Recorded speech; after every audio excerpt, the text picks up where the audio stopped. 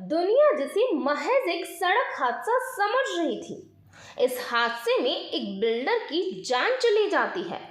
परिवार ने भी इसे रोड एक्सीडेंट कहा, पुलिस ने भी पहले इसे सड़क हादसा ही माना। फिर एक सीसीटीवी फुटेज सामने आती है, उसमें भी सब कुछ साफ दिखा। सुबह सुबह का वक्त था, मॉर्निंग वॉक कर रहे बिल्डर को पीछे से आए पिकअप बोलेरो ट्रक ने टक्कर मार दी। लेकिन इस घटना के कुछ दिन बाद अचानक से इस कहानी में नया मोड़ आता है, फिर परतें भी खुलती जाती है। तो कल तक जिसे हादसा कहा गया, वो हत्या में तब्दील हो चुका था। कत्ल के पीछे बेवफाई, दोस्ती और खुफिया कैमरा, सब कुछ सामने आया। फिर पता चला कि ये ना सिर्फ एक इंसान का कत्ल है, बल्कि रिश्तों की भी हत्या हुई है। आज की क्राइम की कहानी में गुजरात के वस्त्राल की एक अनोखी मर्डर मिस्ट्री की कहानी है, जिसे सुनने के बाद आपको एक पल के लिए अपने कानों पर यकीन नहीं होगा।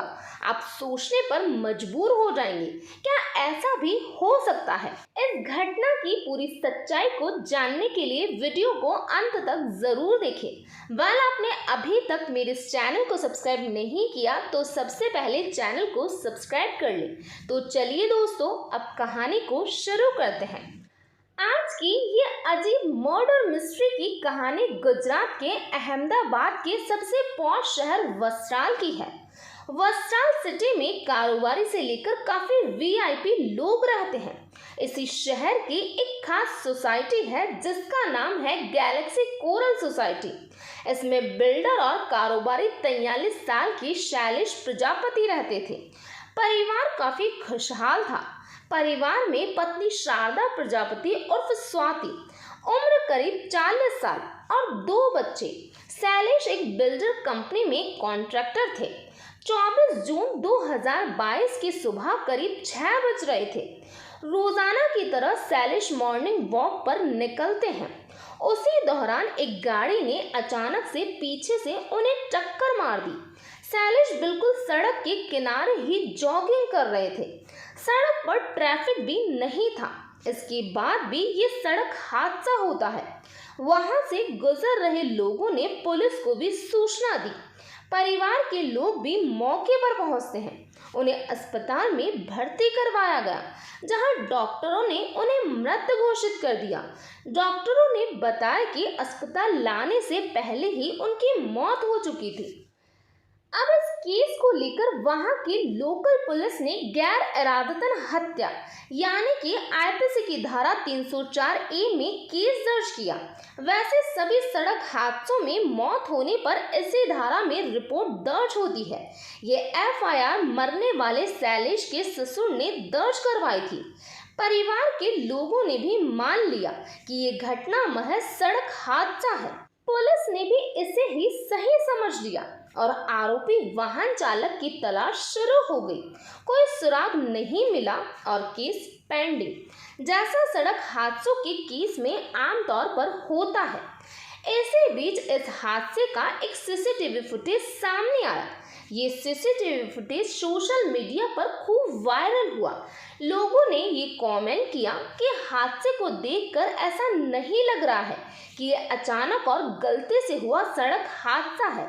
जिस तरह से सड़क किनारे वॉक कर रहे शैलेश को टक्कर मारी गई है, इसे देखकर लग रहा है कि ये कोई सोची समझी साजिश है। सीसीटीवी फुटेज के सामने आने के बाद ये मामला लोगों में चर्चा का विषय बना रहा। बहरहाल इस सीसीटीवी फुटेज के सामने आने के बाद मामले में कोई नया मोड़ नहीं आया। इसी बीच अहमदाबाद की क्राइम ब्रांच की टीम को एक अज्ञात नंबर से फोन आता है। फोन करने वाले ने बताया कि शैलेश की मौत कोई मामूली मौत नहीं है। वो सड़क हादसा नहीं, बल्कि इसके पीछे कोई गहरी साजिश है। आप जांच करवा लीजिए, आपको भी पता चल जाएगा। वैसे सीसीटीवी फुटेज से भी पुलिस को पहले से ही कुछ शक होने लगा था, लेकिन परिवार से कोई शिकायत नहीं मिलने और ना ही दबाव डाले जाने पर पुलिस भी चुप थी। लेकिन जब ये कॉल आई तो पुलिस ने उस रास्ते की कई सारे सीसीटीवी फुटेज की जांच की, जिसमें पता चला कि एक शख्स भी उस दिन शैलेश का पीछा कर रहा था। वो कुछ देर पहले ही अचानक उसी पिकअप ट्रक में सवार हो गया था, जिससे शैलेश को टक्कर मारी गई थी। अब पुलिस का ये शक यकीन में बदल चुका था कि कहीं ना कहीं इसके पीछे कोई गहरी साजिश जरूर है। अब पुलिस इसकी गंभीरता से जांच शुरू करती है। अब पुलिस इस केस में मरने वाले शैलेश की पत्नी से पूछताछ करती है। उनसे ये पूछती है कि क्या इस घटना में उन्हें मर्डर की आशंका है, तो ऐसा जवाब नहीं दे पाती जिससे पुलिस संतुष्ट हो सके। इसके बाद पुलिस उनके फोन की कॉल डिटेल की जांच करवाती है। इसके अलावा हादसे को अंजाम देने वाले गाड़ी के नंबर की भी जांच करती है। इन सभी पहलुओं की जांच से पता चलता है कि शैलेश की पत्नी स्वाति के घर पर पहले नितिन का आना जाना था। ये नितिन कई सालों से शैलेश का दोस्त रहा है। दोनों रियल एस्टेट के बिजनेस में साथ काम करते थे। इसी सिलसिले में पिछले करीब 2.5 साल से शैलेश के घर भी आना जाना था, लेकिन पिछले 6 महीने से नितिन का घर आना जाना बंद था। पर शैलेश की पत्नी स्वाति से नितिन की बात होती थी। अब इसके पीछे क्या वजह थी, इस बारे में पुलिस ने जब पूछताछ की तब ऐसी बात सामने आई जिसे जानकर पुलिस भी हैरान रह गई। दरअसल पुलिस की पूछताछ में पता चला कि शैलेश अपनी पत्नी स्वाति से बेहद प्यार करती थी और इन दोनों की लव मैरिज हुई थी।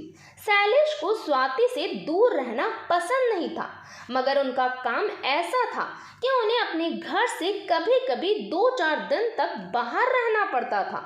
इसीलिए उन्होंने अपनी पत्नी को हर वक्त देखने के लिए अपने बेडरूम में एक हिडन कैमरा लगवा रखा था, जिसकी जानकारी स्वाति को भी नहीं थी। इस हिडन कैमरा के जरिए अब शैलेश जब भी हो अपनी पत्नी को देख सकता था। मगर जैसे जैसे इनकी शादी को समय बीतता गया तो शैलेश अपनी प्रोफेशनल लाइफ में ज़्यादा इन्वॉल्व रहने लगा।